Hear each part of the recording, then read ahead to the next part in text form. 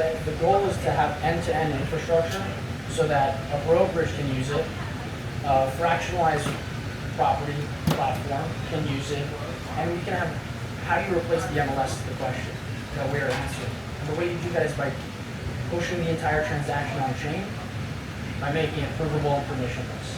So the miners on your network are doing what? So for now, we're focused on the appraisal side of things. So for appraisal, this is a prediction subnet in our first version. Then we move to a model competition. So predict using your model. And then to make it even better, we say it's a model plus an agent. Right? Make your own model and then make an agent that can be dynamic with that model. And that's our goal. For inspection, we're basically using Score.